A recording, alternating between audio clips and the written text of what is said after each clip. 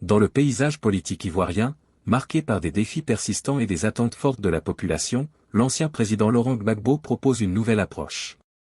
Face à des difficultés rencontrées dans certaines stratégies de mobilisation et aux préoccupations exprimées par divers acteurs, il opère un repositionnement important. Il met temporairement de côté les débats purement politiques pour se concentrer sur les priorités socio-économiques du pays. Il soumet à la nation un « pacte social », une initiative visant à répondre aux besoins concrets des citoyens. Cette démarche représente une carte politique significative pour l'ancien chef d'État. Elle vise à transformer les frustrations légitimes en un projet de gouvernance plus inclusif.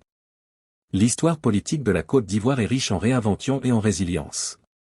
Après des initiatives précédentes comme l'appel de Benoît, qui cherchait à rassembler l'opposition, et le mouvement citoyen, Trop c'est trop, perçu comme un appel face aux difficultés démocratiques et économiques, Laurent Gbagbo change de perspective. Au lieu de se limiter à une posture d'opposant traditionnel, il présente à travers le Parti des peuples africains Côte d'Ivoire, PPACI, un manifeste dense. Ce document formalise une offre contractuelle aux citoyens, un pacte social destiné à dépasser les divisions partisanes et générationnelles. L'initiative arrive dans un contexte où de nombreux Ivoiriens font face à une érosion du pouvoir d'achat et à des tensions urbaines liées aux évolutions démographiques et aux aménagements en cours dans des zones comme Abidjan. En reliant les réalités vécues par les populations de l'intérieur du pays et de la capitale aux orientations de gouvernance actuelles, l'ancien président cherche à redéfinir le sens de son engagement. Pour lui, la recherche du pouvoir ne se réduit pas à une ambition personnelle, mais à un projet collectif centré sur l'humain et la justice sociale. L'humain et la justice sociale au cœur du projet. Le pacte social repose sur un constat partagé par de nombreux observateurs, une croissance économique visible au niveau macroéconomique qui ne se traduit pas toujours suffisamment dans le quotidien des familles. Laurent Gbagbo met en avant la nécessité d'une redistribution plus équitable des richesses nationales et d'une refondation des priorités étatiques pour que le développement profite à tous les territoires. Le document souligne une conviction simple, aucun Ivoirien ne doit être laissé de côté. Ce n'est pas un projet pour une personne. C'est un projet pour la Côte d'Ivoire. Un projet pour le jeune qui cherche un emploi. Pour la mère de famille qui fait face à la vie chère. Pour le planteur qui veut vivre dignement du fruit de son travail. Pour la femme qui aspire à plus d'autonomie. Pour le citoyen qui veut être respecté dans ses opinions. Pour la nation qui souhaite se réconcilier pleinement avec elle-même. La Côte d'Ivoire ne se résume pas à Abidjan. La croissance doit bénéficier au peuple tout entier, peut-on lire dans le pacte. Cette approche intègre plusieurs piliers essentiels sans se limiter à des promesses électorales classiques. Elle défend vigoureusement le pouvoir d'achat des familles, propose des opportunités concrètes d'insertion pour la jeunesse, promeut l'autonomisation des femmes tout en valorisant le noyau familial, et renforce la justice sociale.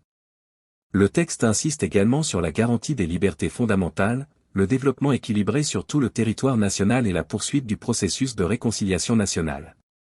Une posture de transmission générationnelle.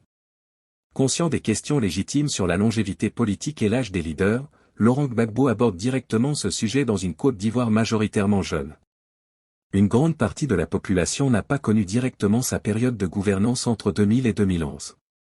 Il adopte une posture de sage, mettant l'accent sur la pérennité des institutions et des valeurs plutôt que sur les destins individuels.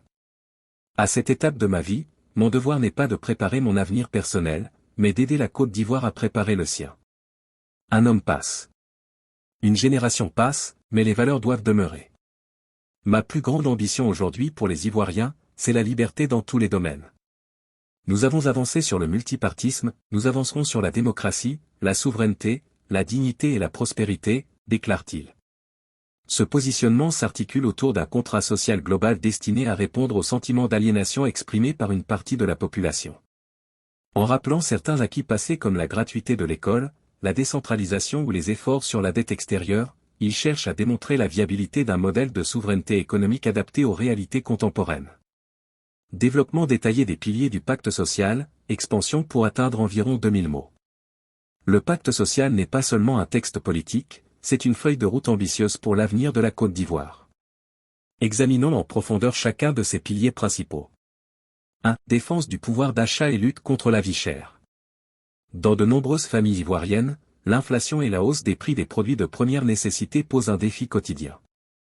Le pacte propose des mesures concrètes pour stabiliser les prix des denrées de base, soutenir l'agriculture locale et mettre en place des mécanismes de régulation plus efficaces.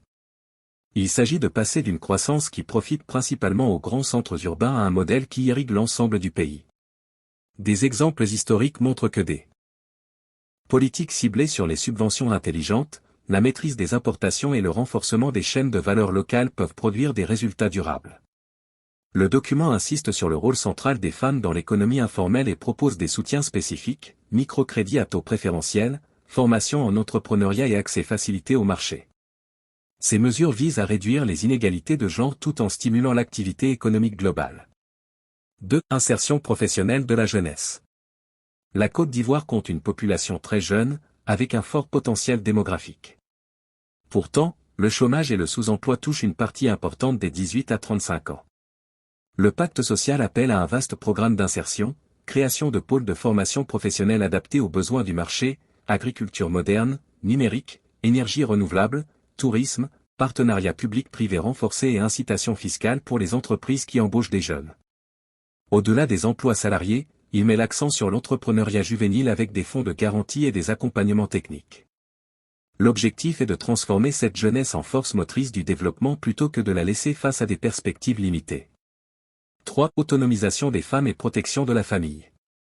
Les femmes jouent un rôle pivot dans la société ivoirienne, que ce soit dans l'agriculture, le commerce ou l'éducation des enfants. Le pacte propose de renforcer leur accès à la terre, au crédit et à la formation. Il valorise également le rôle de la famille comme socle de stabilité sociale. Des politiques de conciliation entre vie professionnelle et vie familiale, ainsi que la lutte contre les violences basées sur le genre, font partie des orientations. 4. Développement spatialement équilibré. Abidjan concentre une grande partie des investissements et des opportunités.